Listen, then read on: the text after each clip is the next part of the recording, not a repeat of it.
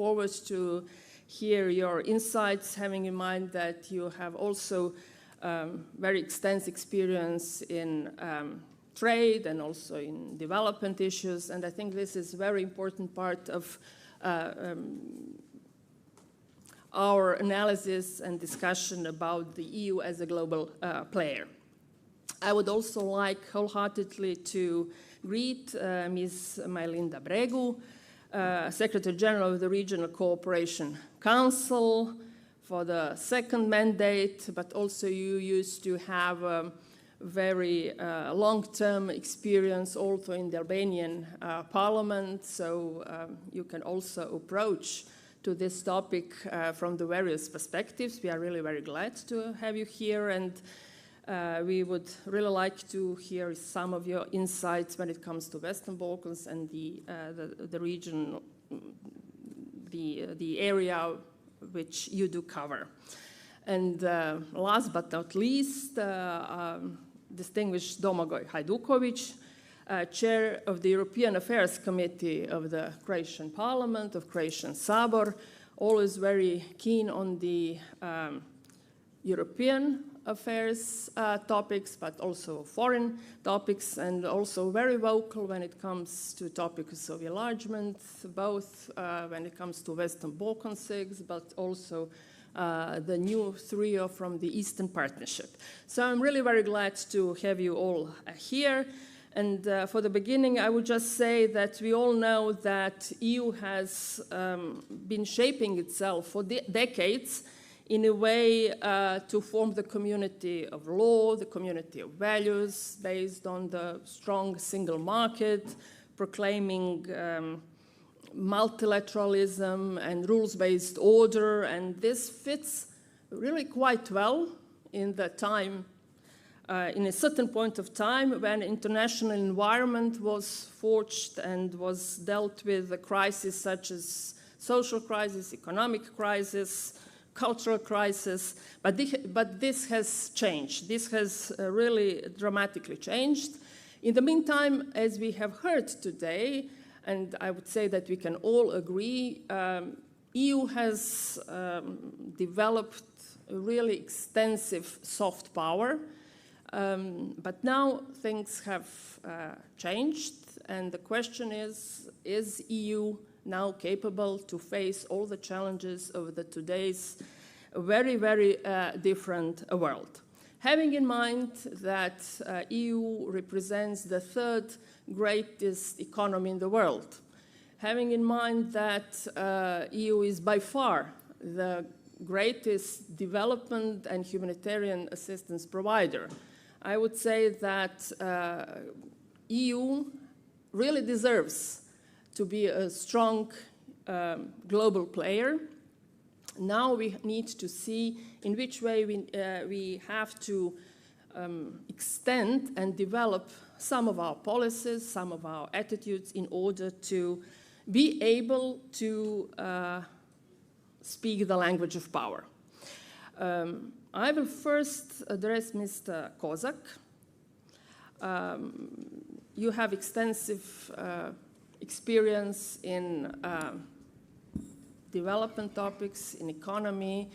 I would say that EU has really shown that even in the time of crisis, COVID now, once again, war on the European soil, have managed to find a strength and to manage to provide answers to a number of challenges, and we can speak a little bit later how many actions EU has undertaken in order to be fit for the time we live in.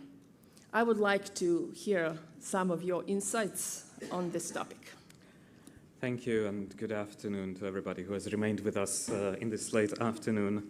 And I know that it has been an exhaustive day for all of us, so I'll try to be a little bit provocative and to fire up the discussion. And if you ask me if the EU has learned to use its power and to be the power, then the very short answer is no, it has not. And you have mentioned that we are as the European Union, we are a big economy. We are the biggest provider of humanitarian and development aid. We are the power who is trying to shape the world how it looks, but are we really succeeding? And for this, I would like to take the example of our relations with the Global South. And if you look at the relations with Global South, there are some players who create demands, and with unspoken threats, they are expecting that their counterparts will somehow act in the line of these demands, and they would receive some reward for acting by these demands. There are other players who are offering financial assistance to to the countries of Global South, while at the same time creating debt traps and trying to steal the sovereignty of these countries. And there are some players who are offering financial support, but not asking for any partnerships. And I would argue that European Union is the last case. We are, as you mentioned, the biggest provider of humanitarian and development aid. But are we really using our support wisely to make our case in the global arena? Because I've come across two examples of when we provide humanitarian or development aid to countries, which then use this financial support to buy services or products from countries which are not exactly friendly to the European Union. So we're kind of feeding somebody who is not friendly to the European Union. And this is wrong. We should change this approach. And we are strong on democracy, we are strong on human rights, and we should advocate for this. And at the same time, if we provide humanitarian and development aid, we should seek for partnerships. We should seek for partnerships in Africa, in Southeastern Asia, in Latin America. It was mentioned by High Representative Borrell.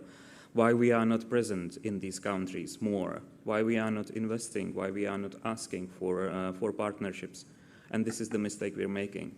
And if we were able to address these issues, we would have more power in the global arena. Next question, are we using the right tools?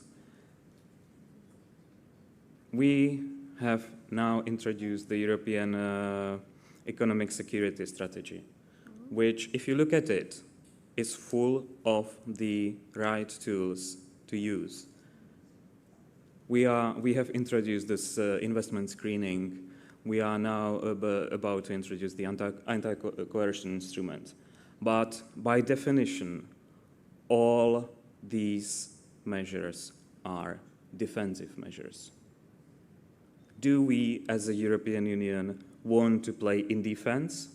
Is it the power that we're looking for? It is not. I think we should somehow rephrase our strategy and use our economic strength. For example, if you take China, the Chinese representative, Mr. Wang, this morning was arguing in favor of the global market. I would raise my hand for a global market, including China. But then, the playing field has to be level. We can't have European companies running uphill when they want to invest or trade with China. So we have to set these rules level. And last year, mid-2022, Europe became the biggest trade partner of China. We overtook the United States. Are we using this momentum in the favor of the European Union? We are not. When we talk about China, we talk about de-risking. But again, this is the defense. Where is the power? So these are all examples where we are on defense, where we have not defined our power as it should be. And when we talk about our relations with the Global South, we see with the Russian aggression in Ukraine how important it is to have these countries on our side. If you look at the voting in the United Nations, one country, one vote. If they are on our side, if they are our partners, then we are stronger. Are we doing enough? I don't think so. So this is my start. Mm-hmm. Well, thank you for this kind of frank and open answer, which raised a number of questions we actually are discussing already within the EU. So the rules-based order, level playing field, multilateralism, being proactive. Thank you for your comments, and I'm looking forward to the next round of questions in which I will ask you and ask for some concrete proposals how we should really achieve that kind of path. Now I would like to turn to Madam Željana Zovko, Vice Chair of the Committee of Foreign Affairs of the European Parliament. As I said, you already do have this long-lasting European Parliament perspective on how EU should act in the global scene, and I'm sure that within the Parliament you have been discussing a lot about the language of power. Does EU has it, and what we need to do in order for our voice to be heard? But then at the same time, the best area in which EU can can present itself as a global power, I would say, is our neighborhood, our immediate neighborhood. If we cannot deliver in our neighborhood, then all the discussion about the global power and global actor are without any merits. Stemming from the country within the Western Balkans, I would also like to invite you to give some of your perspective, how EU deals with Western Balkans, and does it speak with the language of power? Thank you very much. And first of all, I would like to congratulate Ministry of Foreign Affairs and the government to organize this forum that is the best so far I have seen. And very interesting the whole day. The panels were very engaging. And we learned a lot, starting from the first panel on the language of power and on what EU should do in order to speak with one voice as well. With the immediate neighborhood, we have experienced the biggest crisis in the 90s, so it's the fall of former Yugoslavia, the attacks, and then Croatia and Slovenia, the only success story, and now members of European Union. The enlargement perspective was given in 1999, and from this Stability Pact is only Majda Bregu here remaining with RCC. And it started in Sarajevo, but then the first summit that gave the same opportunity was in Zagreb. And so Croatia was trying to turn attention towards Western Balkan region and towards the enlargement. My experience as a Croat and as a representative of Croatia and Croatian people in European Parliament, but also the largest group, EPP group, which was the biggest advocate for enlargement in Western Balkan, was that European Union was never prepared. At the beginning of this mandate, we negotiated two big packages, and the package for development aid, and that is 84 billion euros, and it was given just like that to the countries without real strategy to the third world and developing countries, but without real conditionality and real strategy where we are heading, because due to the fact that we don't have this joint and common policy towards our global south, as a previous speaker already said. And I was co-legislator, or I negotiated this package for IPA 3, for pre-assistance fund for Western Balkan. It was 14 billion euros. So these pre-accession funds, with the new methodology, should have helped Western Balkan countries to advance. But at that time, and it's almost 5 years since we started. I mean, we have all these geopolitical dialogues with the Commissioner for Enlargement and with the High Representative, as well as the Parliament, European Parliament, is scrutinizing the expenses and how this money is being spent. The war in Ukraine happened. What happened before that was that no one really believed in any enlargement. With the skepticism in France and Netherlands, and with the blockage of Albania and North Macedonia of opening the accession, the negotiations talk, the only Croatia was the country that was helping with the summit in Croatia during the presidency, was helping to pay attention to the fact that if there is no enlargement, there will be questions of peace and security. But no one really paid any attention, because Western Balkan was, it was like experiment. We have a first operational test since 2004 in Bosnia and Herzegovina, so that was the European Union was learning on the cases of the crisis. And Eastern European colleagues, such as Baltic countries and Polish, were always turning attention towards Russia. And what will happen if we don't pay attention and if we don't act? But there was no preventive diplomacy. There was no one was taking seriously their calls.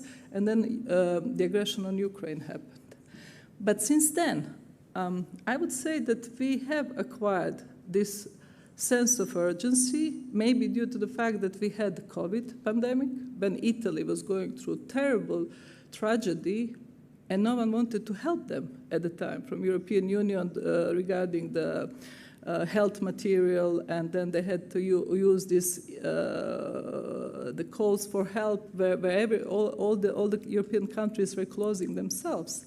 Then we used the same mechanism, like that was used, civil protection mechanism for getting and acquiring the help and the joint procurement during the pandemic. We are using it now to help us and to assist Ukraine in getting ammunition for Ukraine. So we are now just going through this the approval for joint procurement for the ammunition, ASAP and EDIRPA, which it could have not been imagined in the beginning of our term. But slowly we are thinking about defense strategy, and we are understanding that we need also maybe in the future the High Representative for Defense that is separated of High Representative of Foreign Affairs, because Mr. Borrell, he comes to AFET Foreign Affairs meetings, hearings, and then we have subcommittees. SEDE is a defense committee, is a subcommittee, the same as DRA. So we were treating, and we are still treating, defense, European defense, at the same level as a committee for the human rights.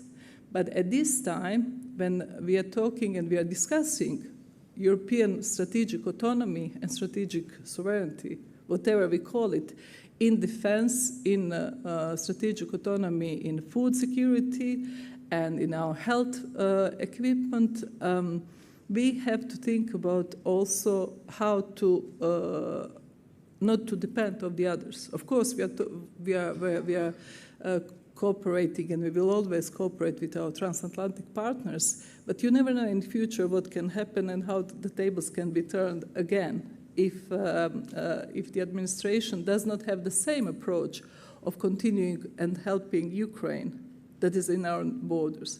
So European Union has to work overnight, and it's doing its job to secure its neighborhood. And I think this, as the previous panelists have been talking about the enlargement strategy, this is the train on which all these countries that are aspiring to join European Union have to jump now, because we will have the same interest from the side of European Union, as well as the Western Balkan, as well as the Eastern Partnership countries, to have them in for our own security. Well, thank you for these insights. I could really fully agree that Western Balkans has now started to be regarded really as has returned back in the focus when it comes to enlargement, but in particular due to the fact that enlargement has suddenly been recognized as one of the tools which would provide security and stability. And of course, this Ukraine war and aggression against Ukraine by Russia have shown in a vivid way how geopolitics can really make a very quick turn, and how precious our stability and security is, and how peace on the European continent should not be taken for granted. And thank you for showing also that there is a window of opportunity right now. The previous panelists spoke a lot about it. So I would like now ask Ms. Melinda Bregu, Secretary General, Regional Cooperation Council, who has been dealing with Western Balkan 6 for some time, to hear some of your insights and to hear from the outside how does EU look in the region, and do you feel that there is a strong language of power, the EU, and do we have capacity and ability to inspire those countries to move forward on the EU path? Well, thank you very much. It's yes, your question is quite provocative, but I think that I'm totally misplaced in this panel, because usually I'm used to speak on the Western Balkans as not as an outsider, and especially when it comes then to speak about the European Union. And we were talking a bit about it earlier. From this side, always European Union looks prettier than it looks to itself. So from the EU side, and especially if I'm going to remind now the whole process of enlargement, I think that for more than 20 years, it has been a long, painfully slow talk, or a long talk and a painfully slow walk when it comes to the enlargement process. And you recalled my previous position, so I started working with the European integration of Albania 2005, and then 2007, more precisely when I was appointed minister. And those times, if someone was asking me, when do you expect Albania to become a member state, then all the odds were like 10 plus 2-3 years. So the Stabilization Association Agreement, which is like the starting day to step in the internal market, was signed 2006. And then the timeline was that within 10 years' time, you could become a member state. And if you go back and see the SAA everywhere in the region, all those SAAs have expired.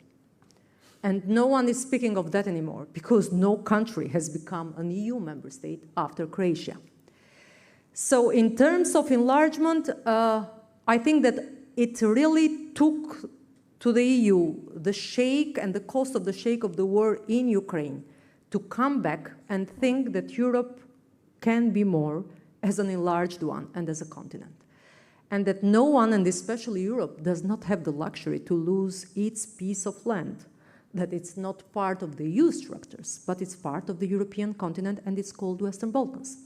And as we heard from the previous panel, and unfortunately this is a feeling that everybody is sharing, Western Balkans has turned, or is coming back as a point of friction in a divided world. So there are two perspectives. Once you hear, and we do listen, the language of unity coming from each country of the Western Balkans, whenever we address EU and tell to the EU member states, to the EU Council, to all the EU institutions, EU Parliament, yes, this journey has been quite slow, like I'm saying. Then the second thing that is unifying all the leaders in the region is, you know, we need more funds now. We do need more integration now before we'll become a member state. Then the third thing that it took really some time to all of them is admitting and accepting. Then the day of the enlargement is not going to be anymore like we were used to years ago, or taught to, or as we were telling to people and to the public opinion years ago. Because enlargement or Europeanization now is like step by step, or as we are saying it, and the European Commission is mentioning it, is like called facing in with the EU policies of the single market. That's what you heard from Bujar Osmani previously, and that's what we listen every day. And this kind of consciousness came out of the frustration that the enlargement and the process of negotiations is taking too long. I don't recall now, maybe it was ECFR, but if I'm just quoting them mistakenly, they wouldn't mind because it's a good study. But within a survey or a study, it was made kind of a calculation, like taking the time frame that Montenegro is using for negotiating the chapters. If Albania and North Macedonia, that have not yet started the negotiations, will follow the same rhythm, it will take from 125 years to North Macedonia and 128 to Albania to become a member state. So this is quite depressing. And that's why EU has definitely to change its own perspective and consider that whenever speaking or referring or dealing with the Western Balkans, the language of power is the language of leadership and credibility. We saw these signs back again during and after the war, or not after, it's now that the war in Ukraine is still ongoing, on the energy security. And from last year, EU was showing all the support to the region in order to keep all the countries together as part of the energy security package. On the other hand, we still keep listening a bit more, as I said, about the story of the staged accession. And this is as well something that is unifying the language. But there is one thing that is unifying everybody in the EU. No enlargement is going to happen any soon or pretty soon. Everybody agrees on that, which might be a problem for this region. We're just reading and making the analysis of the last data from our Balkan Barometer of this year, and we see the trend of support to the EU membership from the Western Balkans is going down. It was more than 78% in Kosovo, even more, and now it's like 63%. Okay, if I'm still going to follow the previous panel logic, I would say it might be because of the dialogue Pristina-Belgrade. It is decreasing in North Macedonia. It has been increased only like 3 points in Bosnia-Herzegovina. So because there it was a positive consequence, a step forward with the candidate status. So that part of that we're always like claiming high and telling to everyone that the Western Balkans is highly supporting the EU membership, it's the trend now is going a bit decreasing, going down. And what is something that really makes us worry is that the youngsters in the region, 1 out of 3 of them, they do not believe that in their lifetime, EU membership of their country will happen. So this makes the narrative of the EU, who has all the power, enough room in the Western Balkans to play on everything, trade relations, the biggest investor in the region, the biggest trade partner in the region, everyone from the region mostly, like overwhelmingly, they would like to partner with the EU whenever it goes to business.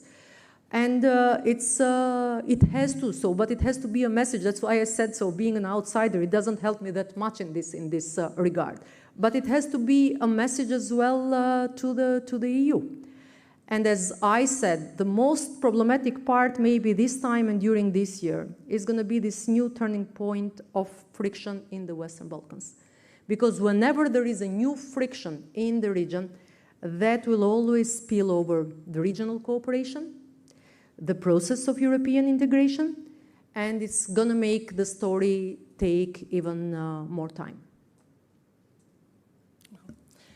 Thank you for your insights, and I would say that you have presented the views also of the Western Balkan Six truly.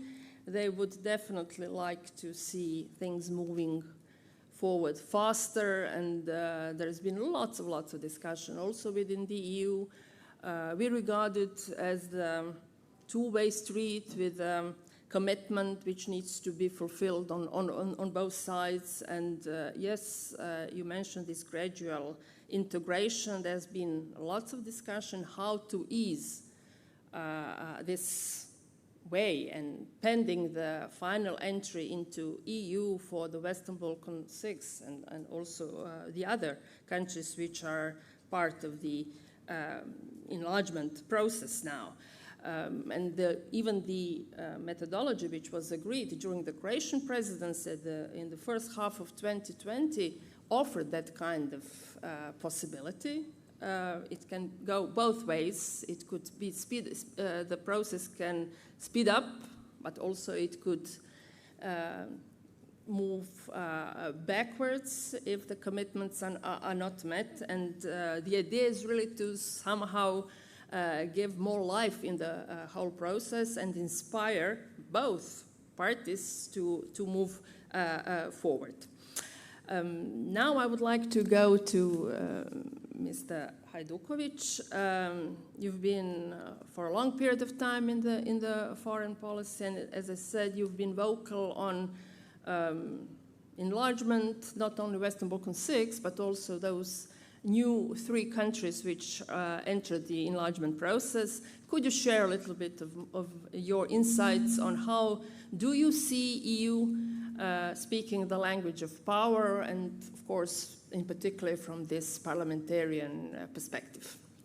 Well, thank you, Madam Metelko-Zgombic. One thing you omitted to mention when you were introducing me, and that is that I'm linguist by profession, among other things. So thinking about what to say about the title of today's panel, I was thinking, first of all, in linguistical terms. And language follows the needs and necessities of reality.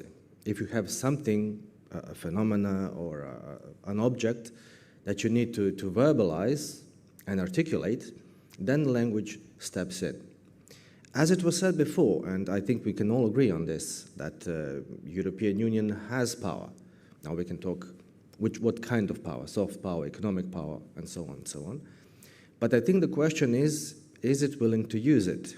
Or even so, if it is willing to use it, can it use it? Is it able to use it? So I think we need to define, first and foremost, what speaking a language of power with regards to the European Union actually means. Is it securing stability on our continent? Well, if that is the case, then we are not doing that awesome job, aren't we? Let's look at Ukraine, let's look at Georgia, let's look at Moldova, let's look at Kosovo. So many unsolved questions, conflicts in either frozen or in more active phases. So maybe then we are not really speaking the language of power, are we? Is it to further European Union's influence? And I use the term influence in the most broader sense. So as said before by this very panel, European Union is the largest contributor of humanitarian and development help, but without any conditions, in the sense that the only condition is that the money is spent in a way it's supposed to, that it reaches the goals it's supposed to achieve, but with no really requirements when it comes to values, when it comes to even politics, democracy, and so on. So in this case, then the answer would probably be, okay, we may speak to a certain extent, the language of power in this respect. Is it averting humanitarian disasters, to speak the language of power? Let's look at the latest, perhaps, such case. It's the Lachin corridor and the situation in the Nagorno-Karabakh region. I'm very happy to say that in this respect we had quite a good and fast answer when it comes to the European Union in deployment of the European Union observers, which probably the fact that they were there averted much larger humanitarian disasters. So are we speaking the language of power in this respect? The answer is probably yes. Or is the speaking of the language of power something else, like it was suggested here by Madame Bregu? So is it leadership, credibility?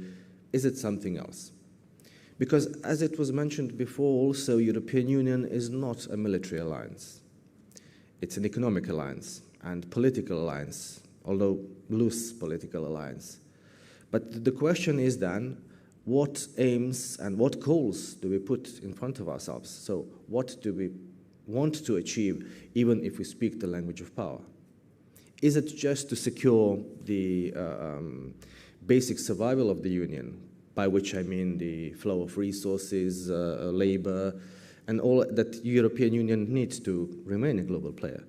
Or is it something else? Let's look at enlargement, as you said. Is there really a unified policy towards enlargement, or are there 27 differing opinions on it? Probably not 27 differing opinions, but still many dissenting opinions, I would say. So I think that the question, when we talk about speaking language of power, would probably be the first question we need to answer is what we want to achieve. So do we wish to, as I said, be a keeper of stability or peace, or do we wish to be a leader in a political sense, in a humanitarian sense? These are the answers that need answering. And in the convocation of this Commission and this European Parliament, we also try to answer these questions. We had first time in the history of European Union the conference on the future of Europe, which also produced, I would say, interesting results when it comes, to the listening of the feedback of the European citizens. And I was very happy that some citizens from the candidate countries were also included, because they are prospective citizens of the European Union as well. But in the end, it was not the conference on the future of Europe that actually gave some answers to these questions. It was unfortunately a new war, a war in Ukraine that changed everything when it comes to enlargement, when it comes to the goals and aims of the Union as such.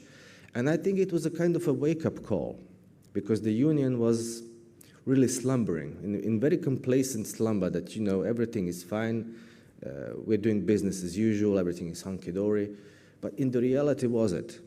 The war, I think, unmasked a lot of things and really showed true face of many phenomena, unfortunately, well, to put it diplomatically, that we still need to answer on our own continent before we move on. And I do agree with my colleague from Czech Republic who said that we are not speaking the language of power.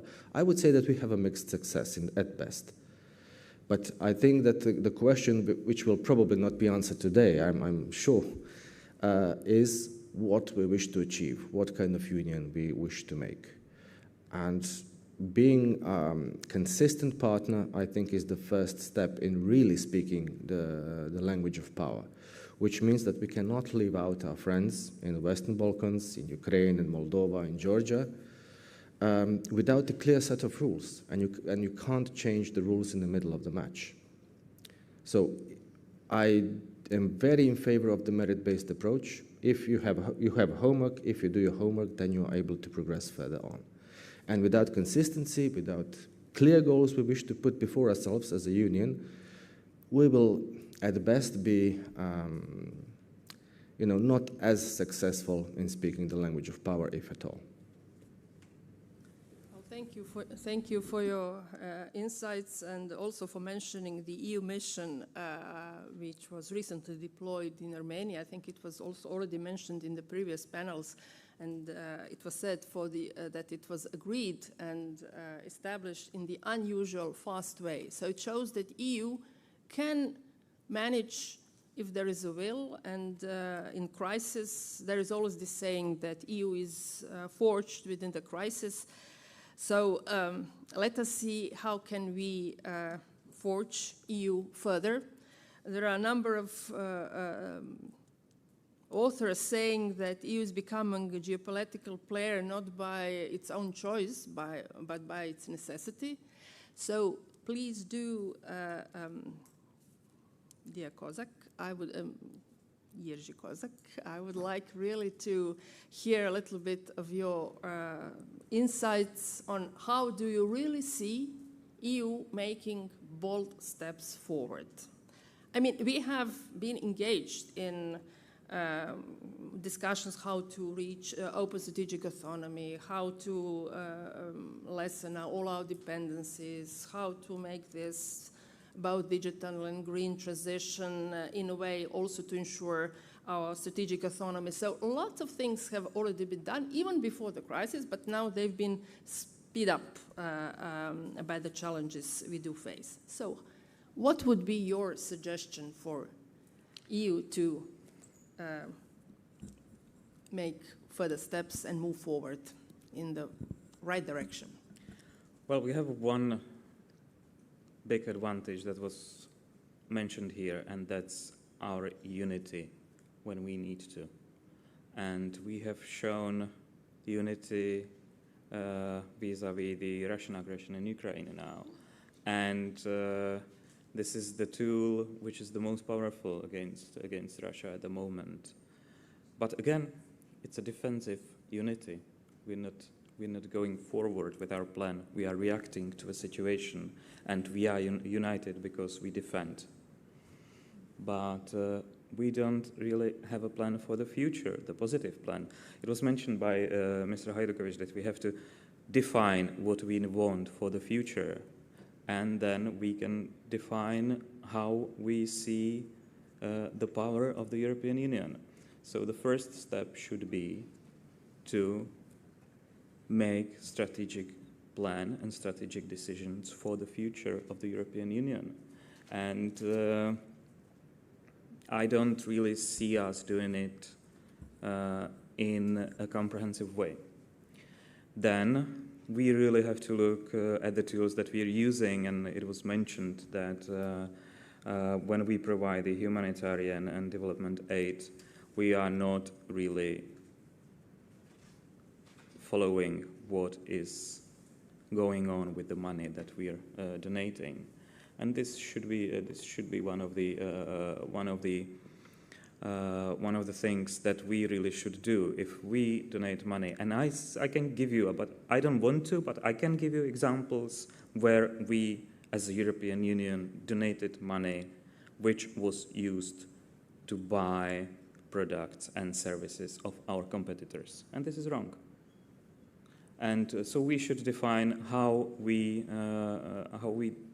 develop our partnership with these countries that we want to work with and that we want to partner with.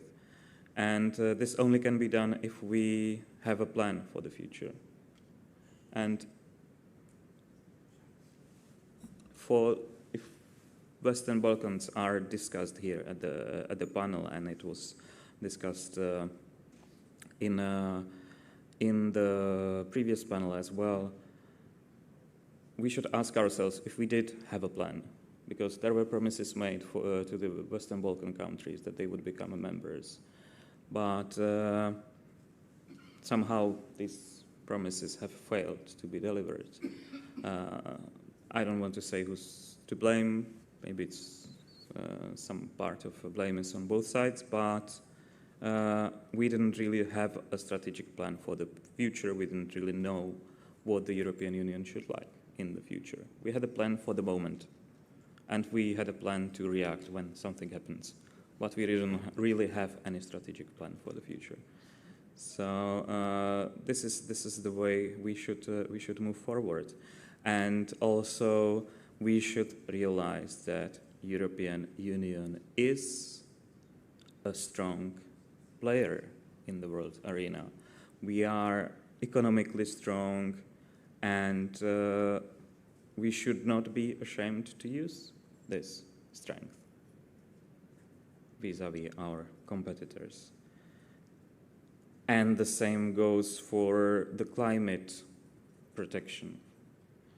We, the European Union, are doing a lot for the climate protection, but we have to be honest to ourselves that we are not the biggest polluters. And it was mentioned this morning, the three biggest polluters are China, USA, and European Union.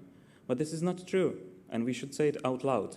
Europe is responsible for only 7% of the emissions. We are not the biggest polluter. So we should be more vocal about our contribution, about what we are doing, and partnering with those who want real change. But we're not doing this. We're taking the blame, and we are reactive to the situation, but we don't really have a plan for the future. But you are quite vocal, and you could have also raised your hand during the previous discussions. Yes, it crossed also my mind. It really was there. Yeah, well, yeah, thank you for being so vocal. Yes, we have recognized that EU needs to be more proactive, and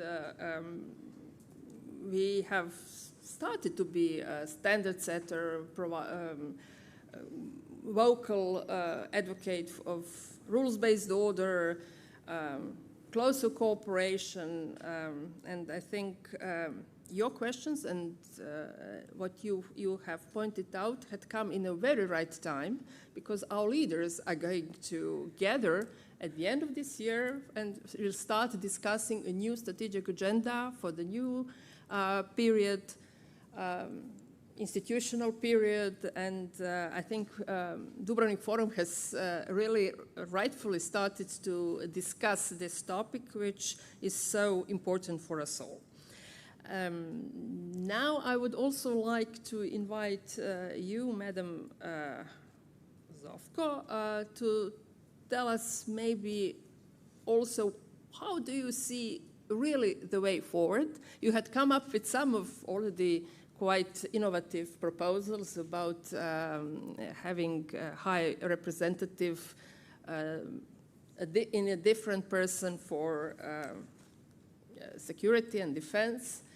And I know that European Parliament can sometimes come up with a very innovative proposals, but how do you really see the way forward? This could also good fit for the discussion of our leaders for the next strategic agenda. Right, thank you very much. No, but I think this is the most interesting thing, that we are making also our questions that we couldn't ask during today's debate. This maybe it's a food for thought for the next forum, that we open this discussion as well on some of the issues.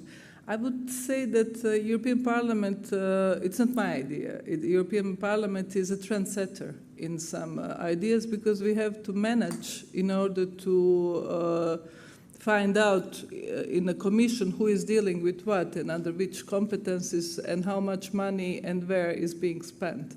And especially on these issues such as defense and on the different issues that many of the commissioners are sharing the competences.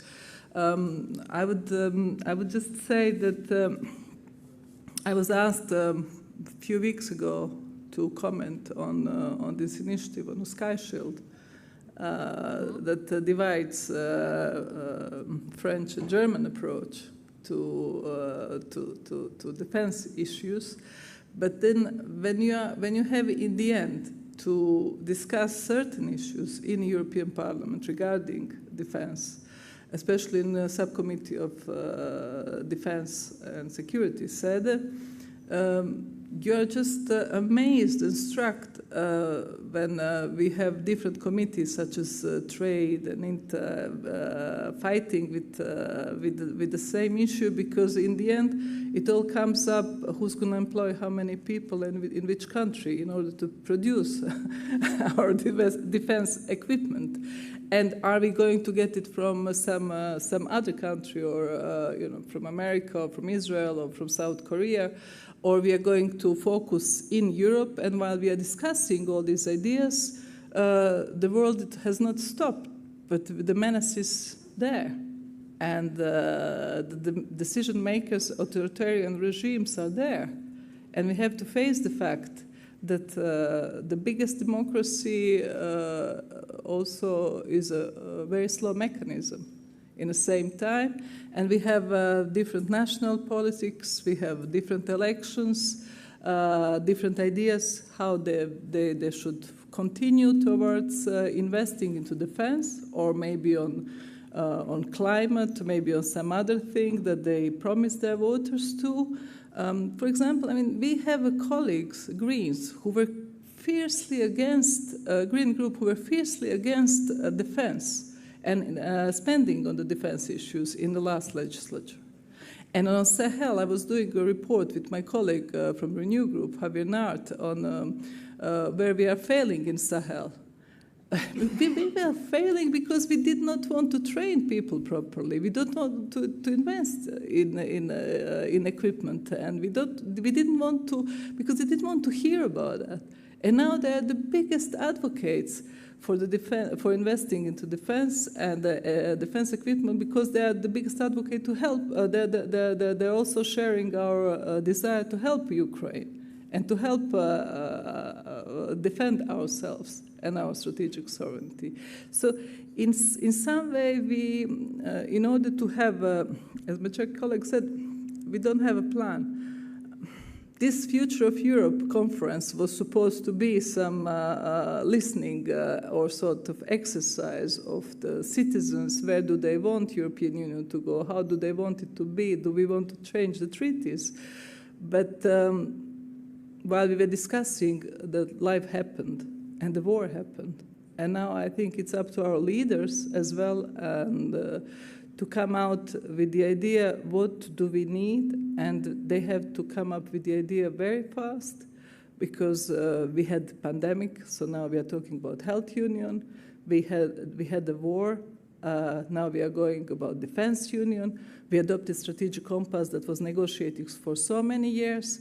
We are discussing all these issues. I would not say, I mean, we had Elmar Brok, who was telling me about history, how External Action Service was made co-legislator and together, and co-decider together with External Action Service and with the others. So this is something that none of us has expected. Maybe those who went through the war, and we went through the war here, and we knew how to adopt.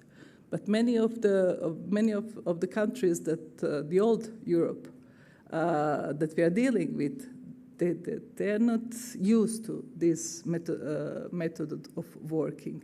And finally, I don't think that I will have more time to discuss later on, because time is running up.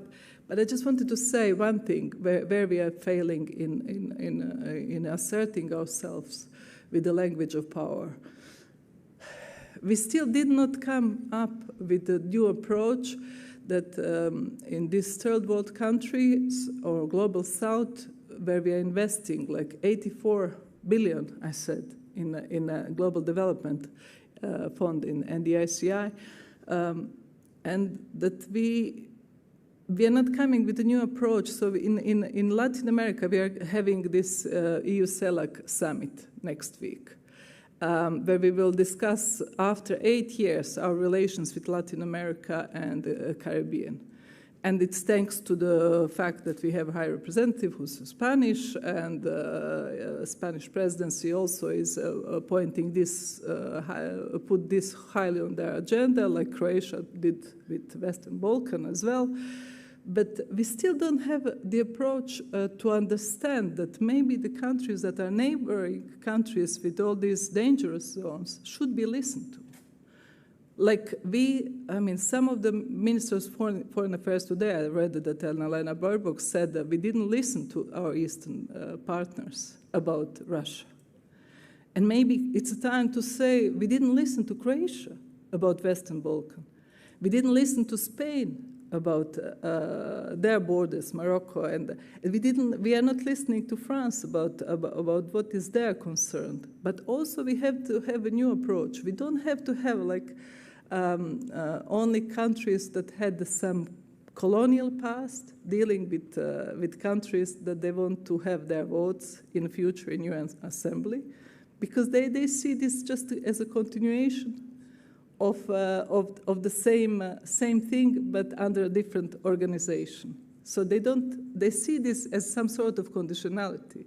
They don't understand that European Union is a giver, and there's no conditionality to join our club of values.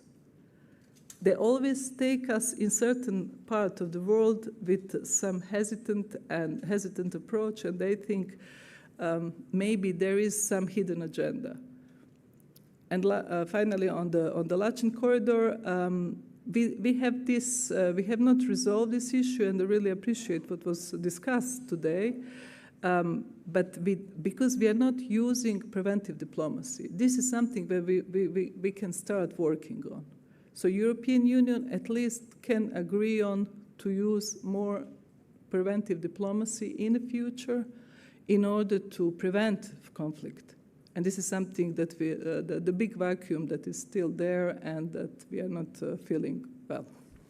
Oh, thank you. You put really lots of ideas on the table how to approach the third countries, and it was really great to hear today, earlier, here in the panel, also representatives from the various countries all over the world and how they perceive global order or disorder and EU, and I think this should also be taken into account. There's been also a battle of narrative, and there are a number of those third countries saying that you should not force us to choose, but give us a choice. And I think that EU has been rather doing it rather well, and we should promote our positive partnerships without hidden agenda, and strengthen our relationship with the third countries in that respect, and then also strengthening our partners and the trade and accessibility for the raw materials that we need, and all those which mutually beneficial partnership can bring us to. Now, Madam Bregu, the last question also to you. You've been talking about gradual integration and how to live up to the commitments. Tell me, what would be your suggestion or your proposal on the both sides of those enlargement commitments, on the EU side and on the candidate country side, or all the countries involved in the process? Something to feed us later on in our thoughts. Well, I would really love to feed you with something that can really be quite thoughtful for the future. Yeah, if it's not working, then I'm going to keep it with me. Okay. First, I was thinking that any single change at the level of power is welcomed and noticed. So we are just feeling a soft power here now blowing on us. It was quite the heat was quite high, like 10 minutes before. So if you just feel a change at the level of power, that is always welcome. And okay, we've been saying a lot, and I'm not going to go through the analysis about the soft power in EU or all the paperworks and the wordings and the text that we are all reading through the days. But usually everybody wakes up whenever there is a waking call. And the war in Ukraine, we all admit, was a waking call. It was an awakening call in the moment that really revived NATO as well. We have Sweden, we have Finland who applied for membership. It is a waking call for all the countries, and even for the Western Balkans, who was feeling the meddling of Russia since years. But maybe we have been posing the wrong question all the time. Because, and I remember mostly in all the panels, the question about Russia's role in the Western Balkans was always related or just trying to provoke the answer in terms of investments. While that was not something that anyone could really give any figures that could really be quite obvious, because Russia's meddling in the region, it has been through the propaganda and through the dirty affairs. So now the war in Ukraine really convinced everyone that yes, there is an extended hand waiting in there for any vacuum or vague rhetorics from the Western Balkans or from the big powers on the Western Balkans. But we should not forget that this region, the Western Balkans, so if you are going to ask each and single country from the region, or each and single economy from the region, in the official language of the RCC, none of those, from the most skeptic ones to the most optimistic ones and supportive ones, will tell you that one day we have some doubts. Are we going to join EU anymore because it's taking a long journey? Nobody is going to say and tell you that anyone is changing its mind. So this region and the countries of this region are all still wishing to be a member state. As I said, the story changed, and we have to adapt as well. We can just continue speaking around and going in every single panel and say, yes, the process of enlargement and the membership is a geopolitical priority for the EU, is a geopolitical priority for the Western Balkans. But in the meantime, that process was not meant only to become a member state one day. It was meant to modernize the countries that were applying for membership. And in that process of modernizing, now the reality is forcing us to think that we don't have the luxury to lose any single day in modernizing these countries.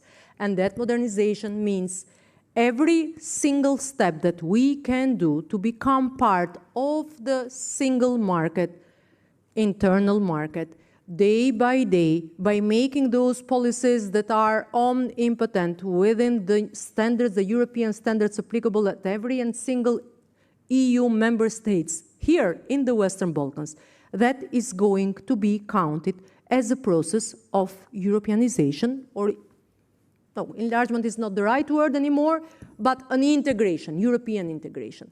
So that's the sense, and maybe that's the only thing that we should all speed up. And when I say we, I'm speaking on behalf of the Western Balkans now. So the EU has its own institutions to take decisions and member states. But when it comes from this side to the Western Balkans, this is not a moment anymore to just stay in there, sit it, and think about how the future it will look like. We know how the future looks like. Anytime that there is no attention in the region, when the good incentives disappear, the bad incentives always come in front. So we know how it looks.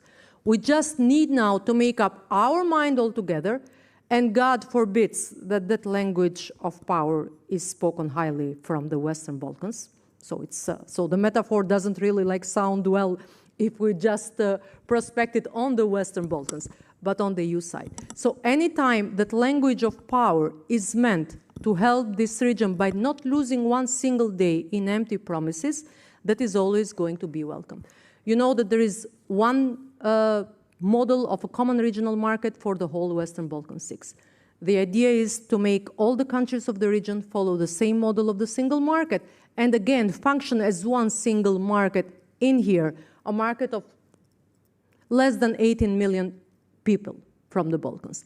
And based on that, there are proposals, pillars, concrete steps, how to approach day by day the single market.